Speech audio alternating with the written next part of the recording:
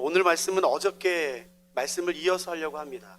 사실은 어저께 끝부분에 이 말씀을 나누면 더 좋았는데 저희가 그렇게 시간이 많지 않아서 이 부분 오늘 새벽에 따로 떼려고 하는 것이에요. 이 부분도 좀 적은 부분은 아니기 때문에 이 부분을 저희가 히브리서 살펴보면서 반드시 나눌 필요가 있고, 뿐만 아니라 사경의 이후에도 이 말씀이 필요해요. 그래서 이 말씀을 오늘 저녁 때 하는 것보다는 오늘 새벽에 따로 시간을 떼서 함께 살펴보는 것이 중요하겠다라는 생각을 했습니다. 성경을 보시면 성경에는 교회 이름이 우리가 복된 교회잖아요.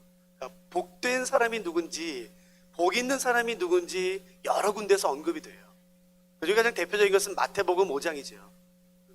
팔복, 복 있는 사람은 이런 사람이야, 이런 특징을 가지고 있는 사람이야 라고 언급이 돼요. 그리고 또 하나 유명한 것이 바로 시편 1편입니다.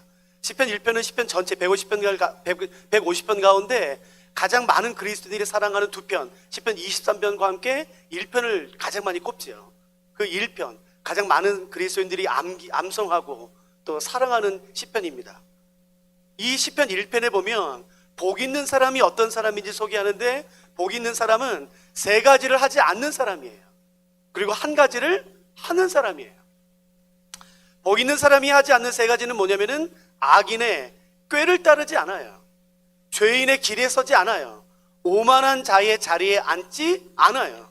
그러니까 죄인의 꾀, 죄인의 방식, 그 음모들, 그런 것들 따르지 않아요.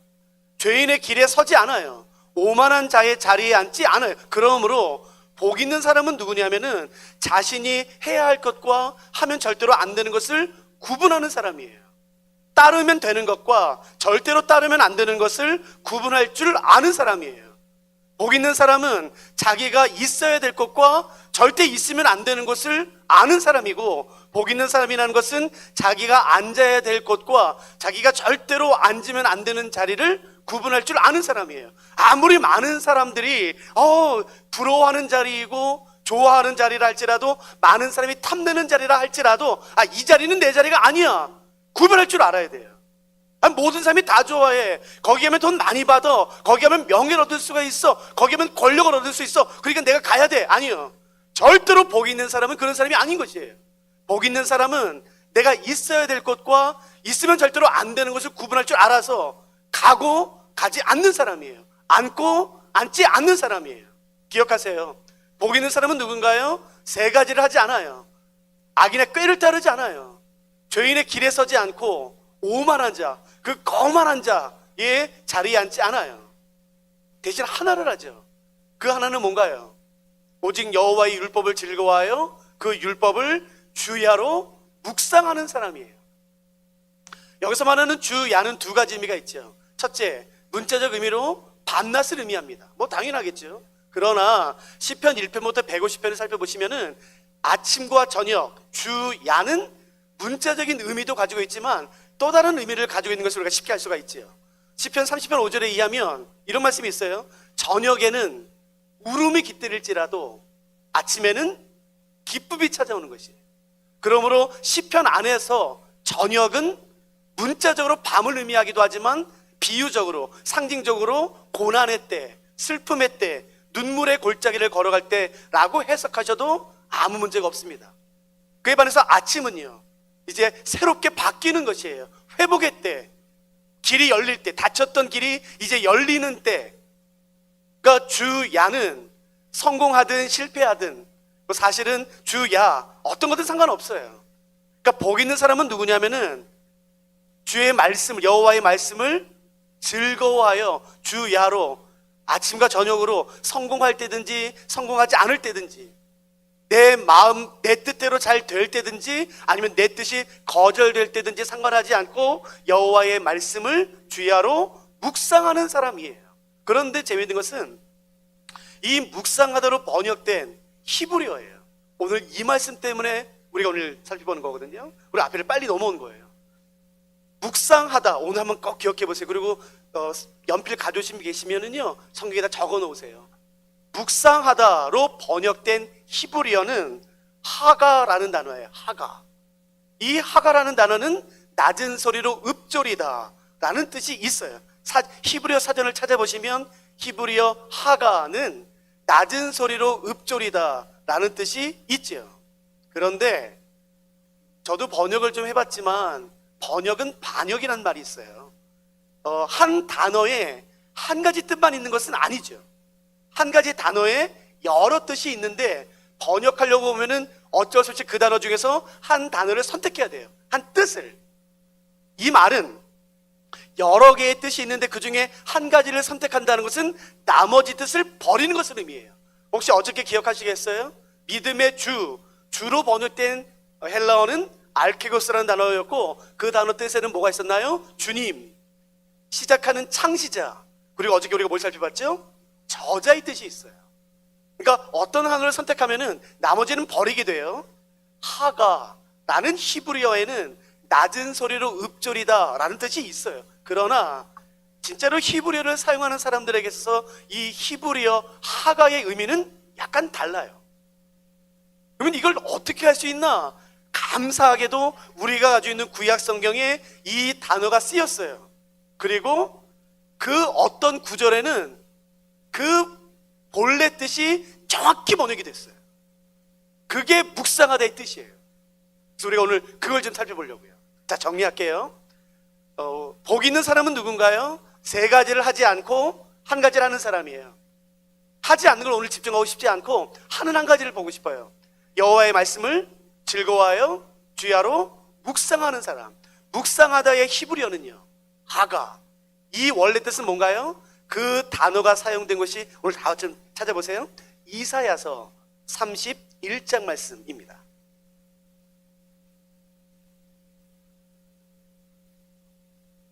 이사야 31장.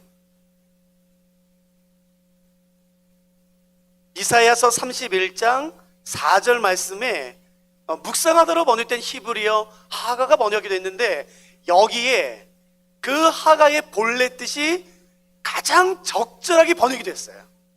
자, 그러니까 한번 제가 읽어볼 테니까 여러분들이 뭘까? 어떤 단어로 번역됐을까? 여러분이 찾아보시는 것이에요. 자, 준비되셨죠? 제가 읽겠습니다. 이사야, 구약성경 이사야서 31장 4절 말씀 제가 읽어볼 테니까 하가라는 단어가 어떻게 번역됐는지 한번 찾아보세요. 여호와께서 이같이 내게 이르시되. 뭘까요? 여긴 없어요. 그 다음 잘 보세요. 큰 사자나 젊은 사자가 자기의 먹이를 움키고 으르렁거릴 때 여기 쓰였어요. 그죠? 여기 묵상하다는 단어가 없는데? 맞아요, 없어요. 이게 하가의 원래 뜻이에요. 뭔지 찾아보세요. 큰 사자나 젊은 사자가 자기의 먹이를 움키고 으르렁거릴 때. 뭘까요? 먹이를 움키고 으르렁거리라요. 먹이를 움키고 자기가 사냥한 먹이를 움키고 으르렁거리는 것, 그것이 히브리어로 하가의 뜻이에요. 여러분 혹시 동물의 왕국 텔레비전에서 보신 적 있으시죠?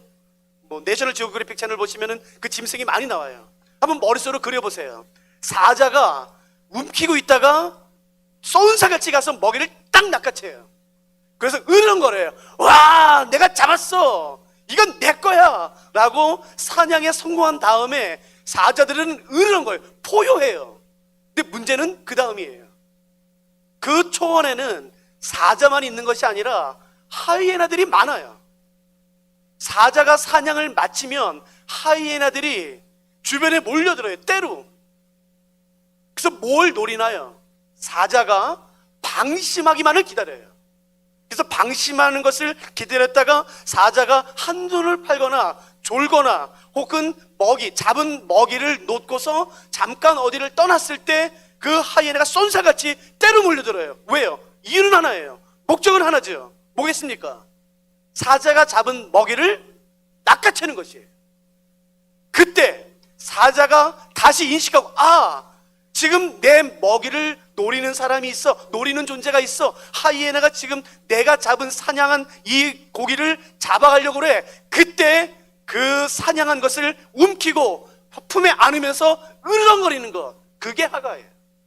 빼앗기지 않기 위해. 사자가 사냥을 마쳤죠. 그러면 주변에는 하이에나만 있는 것이 아니에요. 눈에 보이지 않는 저 하늘에 독수리가 있지요. 그 독수리 역시도 사자가 한눈 팔기만을 기다려요. 여러분, 사자가 먹고 있을 때, 사자가 그 먹이를 움크리고 있을 때는 하이에나도 절대로 덤벼들지 않아요. 죽어요. 독수리도 덤벼들지 않아요. 죽으니까. 한눈 팔기만을 계속해서 기다려요. 그 시간만을 기다렸다가 사자가 한눈 팔 때, 사자가 먹이를 잠깐 떠날 때에 독수리가 날개를 접고 쏜살같이 내려옵니다. 목적은 하나예요. 그 먹이를 낚아채기 위해서요.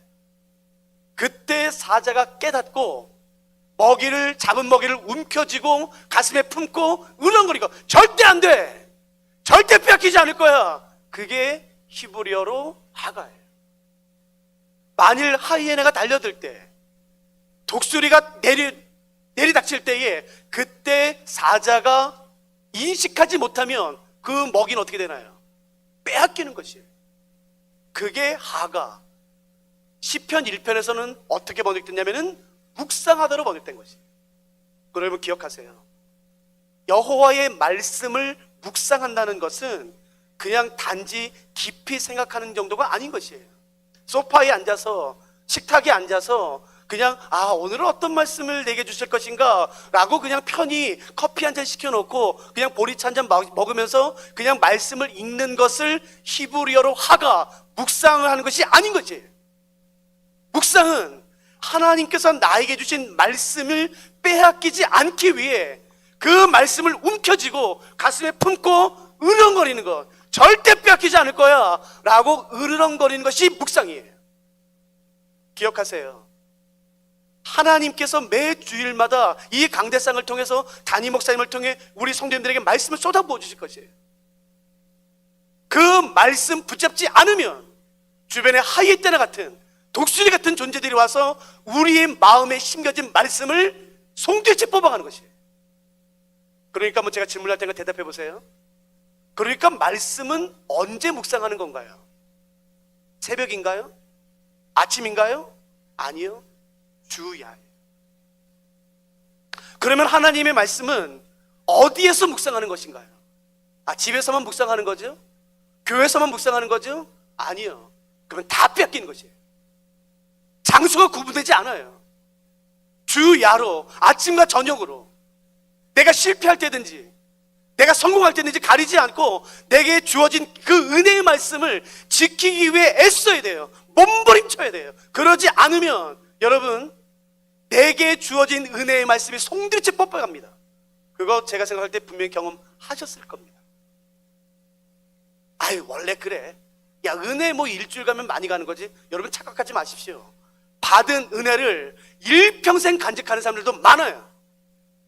그 하가 빼앗기지 않기 위해 그 말씀을 움켜쥐고 으렁거리는 사람. 성경은 명확히 말하죠. 이 세상에는 사단이 반드시 존재합니다. 하나님도 계세요.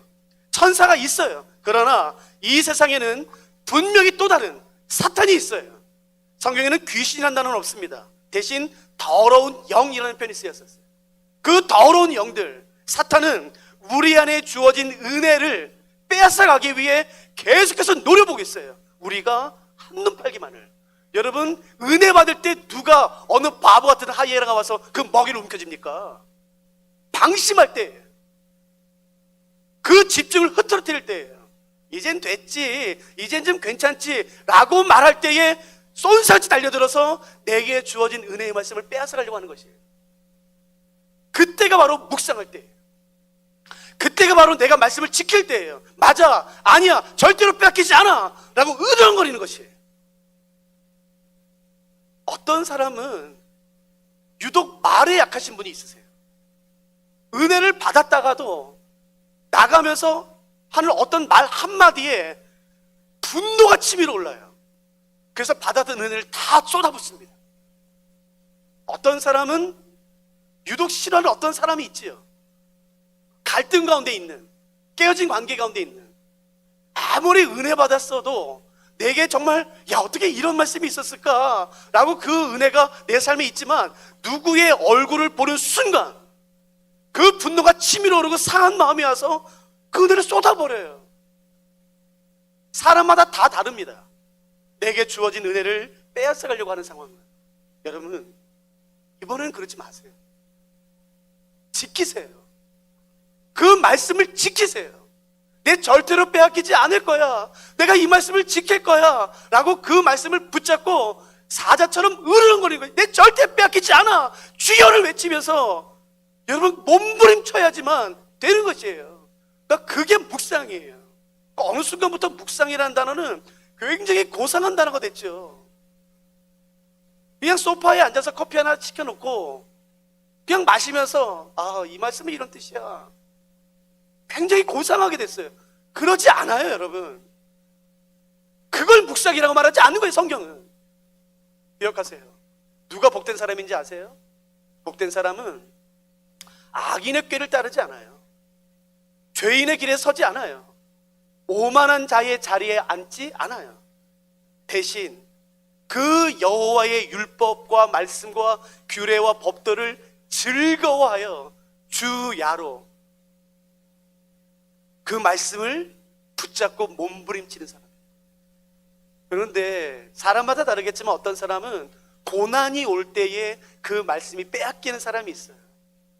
그러나 자세히 살펴보면 고난보다 더 무서운 게 있어요. 사람이 대개 언제 말씀을 잃어버리는 줄 아세요? 고난이 아니에요. 내 뜻대로 잘 될 때입니다. 아닐 것 같죠? 오히려 어느 정도 신앙이 성숙하면 고난이 오잖아요? 그러면 더 기도하세요. 더 성전에 나오세요. 그런데 내 뜻대로 잘 되면 이제 마음을 놔요. 방심해요. 그래서 목사가 본다면 고난보다 무서운 게 성공이에요. 그게 다 잘 될 것 같죠? 절대 그렇지 않습니다. 고난을 다루는 법을 배워야 되지만 더 중요한 것은 성공을 다루는 법을 배워야 될 필요가 있어요. 오늘 그걸 다룰 것은 아니겠지만 조금만 더 깊이 들어갈까요? 그 여호와의 율법을 즐거워하여 그 율법을 주야로 묵상하는 자를 우리는 복된 사람이라고 말하는데, 그 이유는 바로 뭐냐면은 바로 그 다음 말씀이에요. 복된 사람에게 주어지는 축복 때문이에요. 시절을 쫓아 열매를 맺어요. 여러분, 가뭄에도 그 잎사귀가 마르지 않아요. 가뭄에도 그가 하는 모든 일들이 다 형통해요. 하는 일마다 잘 돼요. 어떻게 때를 따라 단 한 번도 거르지 않고 열매를 맺고, 모든 나무들이 뻥뻥 쓰러지는 가뭄인데, 물이 없는 그 가뭄인데, 그 가뭄 때에도 뿌리가 깊게 내려져서 여러분 열매를 맺고 그 잎이 푸르러요. 큰 그늘을 만들어서 많은 사람들이 그 나무에 와서 쉬어요. 이게 복된 사람에게 주어지는 놀라운 축복입니다. 누가 오늘 이 복을 받고 싶으세요? 이 복을 받을 수 있는 비결이 있다라고 성경은 그 비밀을 우리에게 말씀하고 있어요. 이 복을 받길 원하시는 분, 시절을 쫓아 열매를 맺는, 가뭄에도 마르지 않는, 코로나 모든 사람이 어려운 건 아니에요. 그 가뭄에도 마르지 않는, 그 뿌리를 깊게 내려서 상상할 수 없는 그 풍성한 열매를 맺는 삶, 그 삶이 있어요. 그 삶은 누구냐면은 여호와의 말씀을 즐거워하여 그 말씀을 주야로 묵상하는 사람이에요. 저는 오늘 한 가지만 더 들어가고 싶어요. 희한한 거는 아주 유명한 선지자 한 분이 시편 1편의 이 유명한 말씀을 선지서에 인용을 합니다. 인용을 하면서 똑같이 말해요. 하나님이 복되게 하신 사람, 하나님이 복을 주신 사람의 특징은 마르지 않는 것입니다. 때를 따라 열매를 맺는 것입니다. 풍성한 삶을 사는 겁니다. 그가 하는 모든 삶이 형통한 삶입니다 라고 말해요. 대신 한 단어를 바꿔요. 여호와의 말씀을 묵상하는 사람이 구체적으로 어떤 삶을 사는 것인지 한 단어를 바꿔요. 그게 뭔지 한번 잠깐 보시고 싶어요. 자, 들으세요. 선지자 중에 아주 유명한 한 선지자가 시편 1편의 이 유명한 말씀을 그의 선지서에 인용하면서 한 문장을 바꿔요. 그 선지자가 바로 예레미야 선지자예요. 예레미야 17장 한번 보실까요? 예레미야 17장 8절 말씀 보세요. 여러분, 이 말씀은 밑줄을 그으셔도 좋죠. 그리고 시편 1편으로 관주를 해놓으세요. 예레미야 17장, 구약성경 1077쪽쯤에 있죠. 구약성경 예레미야 17장 8절 말씀 보세요. 똑같은가? 17장 7절 말씀 8절 말씀 제가 읽겠습니다. 8절. 그는 물가에 심어진 나무가 그 뿌리를 강변에 뻗치고 더위가 올지라도 두려워하지 아니하며 그 입이 청청하며 가무는 해에도 걱정이 없고 결실이 그치지 아니함 같으니라 라고 예레미야 선지자는 모든 사람들이 사랑하고 알고 있는 그 시편 1편의 말씀을 인용해요. 그는 누군지 알아? 물가에 심겨진 나무 같은 사람이야. 그래서 더위가 올지라도 마르지 않아. 가뭄도 걱정이 없어. 때를 따라 열매를 맺는 사람이야. 풍성한 삶을 사는 사람이야 라고 말해요. 누가요? 그가요. 그럼 도대체 그는 누구예요? 이 그가 바로 앞절 7절에 나와 있어요. 누군지 보세요. 그러나 무릇 여호와를 의지하며 여호와를 의뢰하는 그 사람은 복을 받을 것이라. 여러분, 어떤 사람에게 이 놀라운 축복이 주어지나요? 여호와를 의뢰하는 사람, 여호와를 의지하는 사람이에요. 주야로 여호와의 말씀을 묵상한다는 것은 구체적으로 어떤 것을 의미하냐면은 여호와를 의지하는 것이에요. 의뢰하는 것이에요. 붙잡는 것이에요. 저는 이 단어를 좋아해요. 매달리는 것이에요. 모든 상황에서든지 간에 하나님께 매달리는 사람, 그 사람에게 주어지는 축복은 뭐냐면은 시절조차 열매를 맺는 것이에요. 가뭄에도 더위에도 그 잎사귀가 마르지 않고 풍성한 삶, 형통한 삶을 사는 것이에요. 무슨 일에든지 여호와께 찾아가는 사람, 여호와를 의지하는 사람, 매달리는 사람, 그 사람이 얼마나 복된 사람인지 여러분 알아야 돼요. 에이, 그게 무슨 복된 거야? 여러분, 성경에서 말하는 진리와 이 세상에서 말하는 복된 사람은 여러분도 부러워하는 사람이 있으시죠? 이 사람 참 부럽다. 이 사람 얼마나 좋을까? 얼마나 부러울까? 성경에서 말하는 부러운 사람이 있어요. 하나님이 좋아하는 사람. 그 사람은 누구냐면은 여호와의 말씀을 묵상하는 사람. 다시 말해서 모든 순간에 여호와를 의뢰하고 의지하는 사람, 매달리는 사람. 마태복음 5장에서는 그 8개의 복을 말하죠. 그 중에 첫 번째 복이 뭔지 기억나시죠? 복 있는 사람은 누구예요? 심령이 가난한 사람이에요. 이것도 한번 기억해 보시겠어요? 심령이 가난하다라고 말할 때에 그 가난하다는 헬라어는 푸토코스라는 단어예요. 그 푸토코스라는 단어는 한글 성경에 가난하다라고 번역이 되었지만 이건 좀 많이 아쉬워요. 굉장히 아쉬워요. 왜냐하면 성경 이외에 다른 복음서가 기록됐을 당시에 많은 헬라어 글들이 있어요. 소설, 수필, 연설문, 편지, 시, 굉장히 많은 글들에 이 푸토코스, 가난하다라고 번역된 푸토코스가 기록되어 있거든요. 근데 거기에서는 가난하다라고 번역이 잘 안 돼요. 이 푸토코스 한번 기억해 보세요. 푸토코스의 원래 뜻은 뭐냐면은 거지가 3주, 4주 굶은 거지가 음식을 달라고 요청할 때 쓰는 단어가 이 푸토코스예요. 여러분, 한 2주, 3주 굶어본 사람 만나보신 적 있으세요? 2주, 3주 굶으면 자존심 없어요.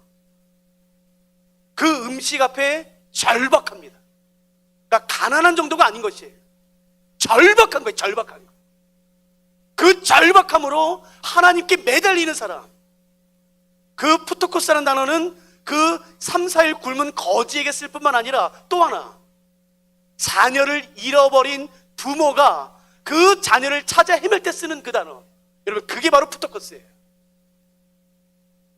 저는 어머니를 잃어본 적이 없어요. 어머니를. 근데 어머니는 저를 잃어버린 적이 있으신가 봐요. 지금은 이름이 바뀌었겠지만 옛날에는 자연농원이라는 데가 있었잖아요.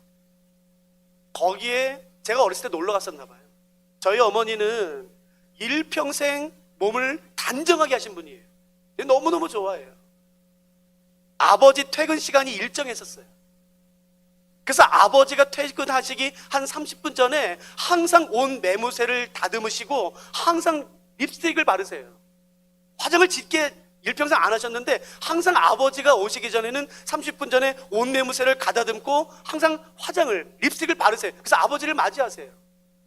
옷이 단 한 번도 흐트러진 적이 없으세요. 저희 어머니는 딱 한 번 같이 자연농원에 놀러 갔는데 저는 잘 놀고 있었던 것 같아요. 재미있게. 근데 아마도 어머니는 저를 한두 시간 정도 잃어버리셨었나 봐요. 막 잘 놀고 있는데 지웅아 그래서 봤더니 저희 어머니의 옷이 풀어헤쳐 있었어요. 머리가 풀어헤쳐 있고 립스틱은 번져 있고 눈은 막 부어 있고 울어 있고 모든 화장은 다 지워져 있고 옷이 막 흘러내려가 있고 절대로 나는 한 번도 본 적이 없는 모습이에요. 왜 그렇게 됐나요?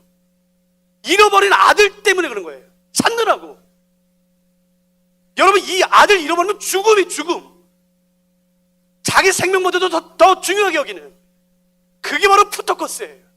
그게 바로 가난하다라는 것이 심령이 가난한 사람, 그 온 힘을 다해 하나님께 매달리는 사람, 하나님을 찾는 사람, 그 사람을 성경은 뭐라고 말하냐면요 복되다 라고 말하는 거죠.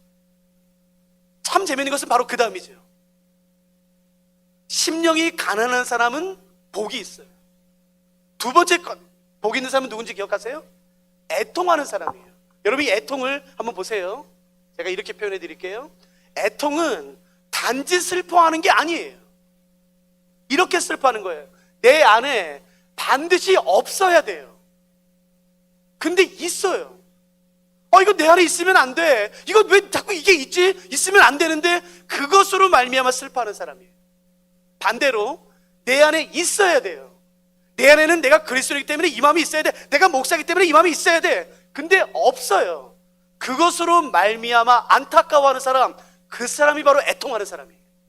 단지 우는 사람이 아니에요. 단지 슬퍼하는 사람이 아니에요.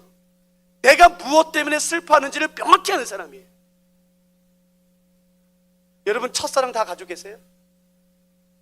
예수님 만났을 때 가졌던 그 첫사랑, 지금 그게 어디 있어요? 하나님, 내가 이 첫사랑을 가지고 있어야 되는데, 이 첫사랑이 더 깊어져야 되는데, 더 풍성해져야 되는데, 하나님, 내가 어느 순간부터 예수라는 단어를 들어도 마음이 냉랭해졌습니다. 여러분 옛날에 기억나세요? 예수라는 단어만 들어도 막 가슴이 막 벅차고 기쁘고 눈물이 나고, 근데 어느 순간부터는 예수라는 단어 들어도, 그 십자가 들어도 별 감흥도 없고 은혜도 없고, 어떻게 하시겠어요? 그때가 바로 애통의 할 때예요. 하나님, 내 안에 이 마음이 있어야 되는데 없습니다. 내가 목사로서 이 마음을 가지면 안 됩니다.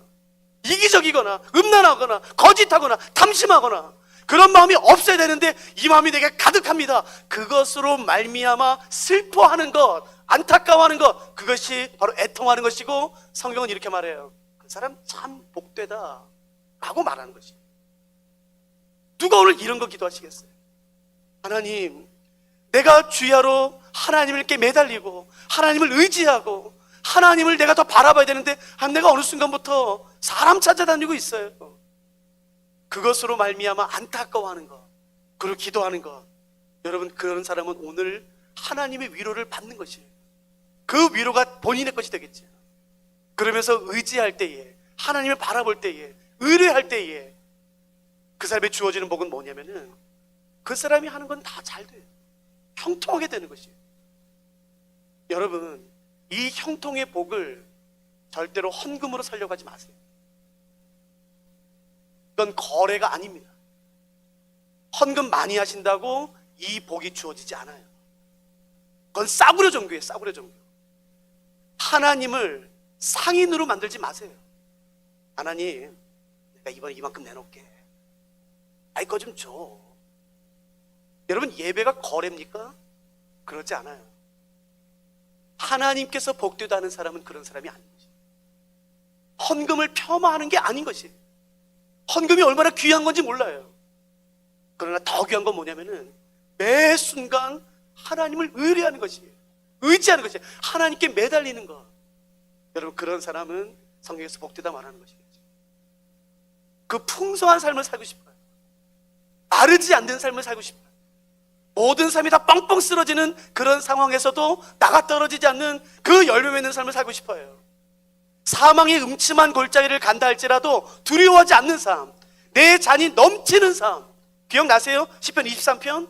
그 원수의 목전 앞에서도 하나님 참 너무 웃겨요. 원수의 목전 앞에 왜 상을 차려주세요? 그 상은 트로피가 아니라 밥상을 의미하거든요. 아니, 양의 입장에서 한번 생각해 보세요. 내 목숨을 노리는 이리와 늑대가 내 1m, 2m 앞에 바로 있어요. 근데 하필이면 목자는 거기 앞에 상을 차려줘요. 아이, 채야죠. 안 채할 자신 있으세요? 아이, 왜 하필이면 밥을 거기다 차려줘요? 머리 뒤에다 좀 차려주지.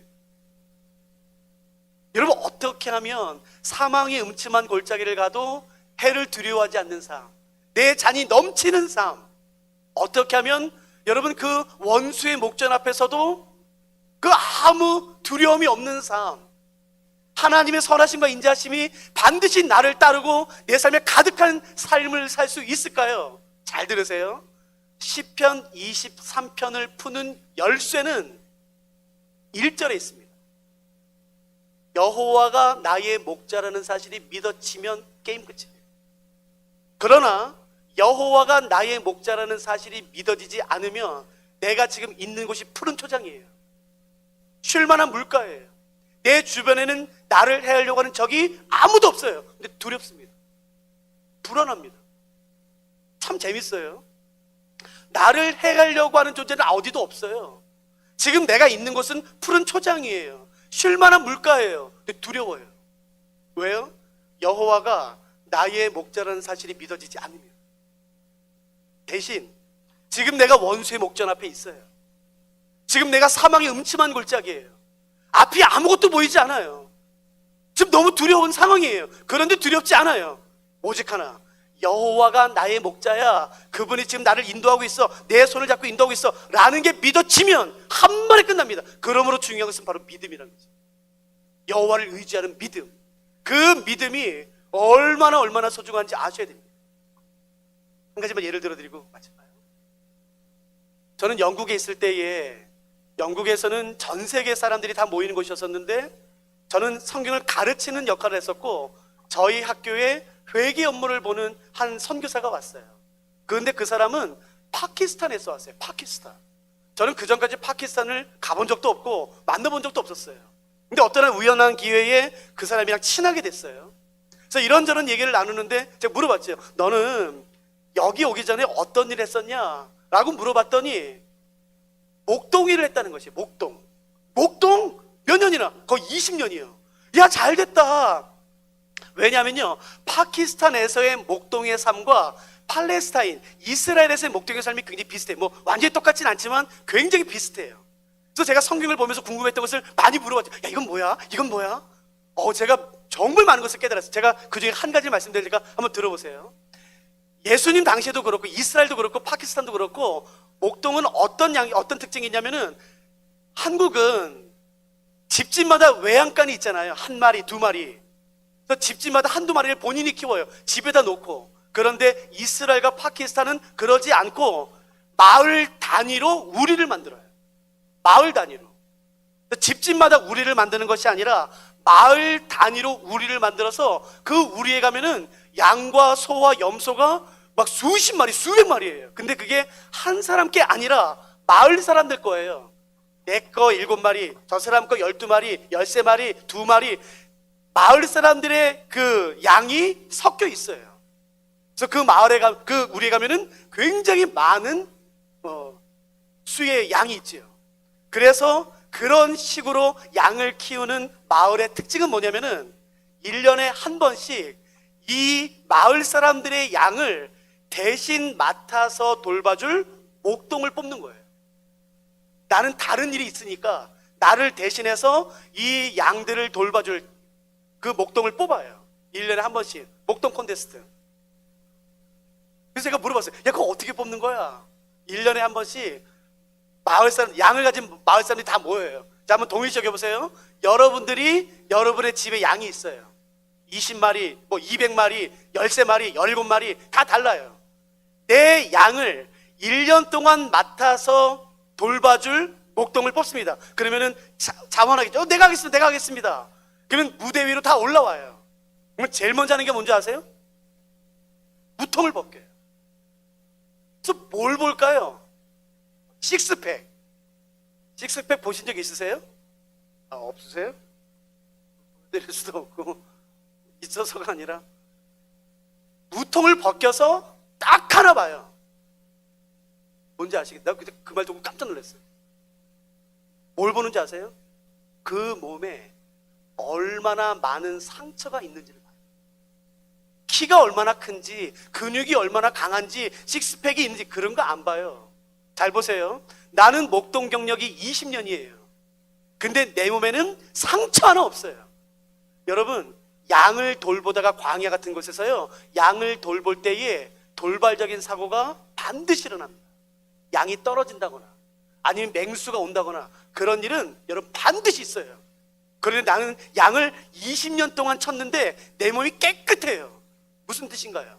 사고가 났을 때 늑대가 와서 내 양을 먹으러 이렇게 잡아갈 때에 내가 어떻게 했던 건가요? 내버려 둔 거예요.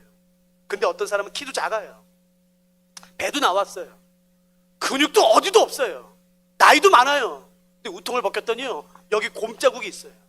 여기 늑대 이빨이 물린 게 있어요. 여기 이리 자국이 있어요.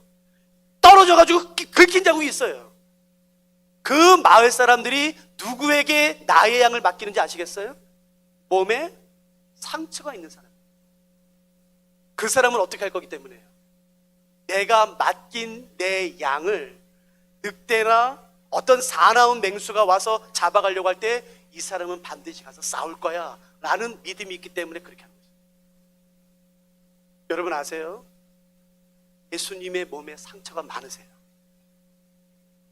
그의 양된 우리를 지키시기 위해, 보호하시기 위해 그 예수 그리스도의 몸에는 상처가 많아요. 그러므로 신뢰할 수 있는 것입니다. 요한복음에서는 예수님께서 선한 목자를 이렇게 정의하세요. 선한 목자가 누군지 알아? 여러분은 선한 목자, 이 사람 참 좋은 목자야. 정의가 뭐예요? 예수님이 말씀하시죠? 뭐죠? 선한 목자는 자기 양을 위하여 목숨을 버리는 것입니다. 우리 예수님이 그러신 것이에요. 그러므로 이 내가 어려운 상황 가운데 처했을 때 내 예수님이 나 붙잡아 주신다. 내 예수님이 나의 선한 목자다 라는 믿음이 있으면 내가 지금 걸어가는 길이 사망의 음침한 골짜기를 할지라도 두렵지 않아요. 원수의 목전이라 할지라도 두렵지 않아요. 원수가 내 목을 찢어 죽이기 위해 달려드는 순간 내 목자가 단번에 내칠 거야 라는 믿음이 있으면 여러분 평안할 수 있어요. 그런데 아니야, 나 못 믿어. 그러면 두려워. 그러니까 중요한 게 뭔지 아시겠습니까? 그건 바로 믿음이에요. 하나님을 의뢰하는 것이에요. 하나님을 의지하는 것이에요. 하나님께 매달리는 것이에요. 그것을 시편 1편은 뭐라고 말하냐면은 주야로 여호와의 율법을 즐거워하여 주야로 묵상하는 것이라고. 여러분, 이 사경의 기간뿐만 아니라 저는 알아요. 매 주일마다, 매 예배 때마다 이 동일한 강단에서 목사님을 통해 여러분 사랑하는 복된 교회 성도님들에게 수많은 은혜의 말씀이 쏟아졌을 거라고. 이제는 빼앗기지 마세요. 원래는 이 말씀을 그래서 오늘 저녁에 하려고 했던 거예요. 끝나면서. 근데 그렇게 안 하고 오늘 따로 뗀 거예요. 내게 주어진 은혜의 말씀들이 있다면 꼭 지키세요. 빼앗기지 마시고, 그래서 그 말씀을 움켜잡고 으르렁거리는 거예요. 오늘도 그런 거 기도해서 하나님, 나에게 믿음을 좀 허락해 주십시오. 여호와가 나의 목자가 되신다는, 선한 목자가 되신다는 그 바른 믿음, 온전한 믿음을 나에게 허락해 주십시오. 그래서 내가 오늘도 믿음으로 승리할 수 있도록 도와주십시오. 그런 기도하시고 여러분 돌아가시면 좋겠다 싶습니다. 제가 기도하겠습니다.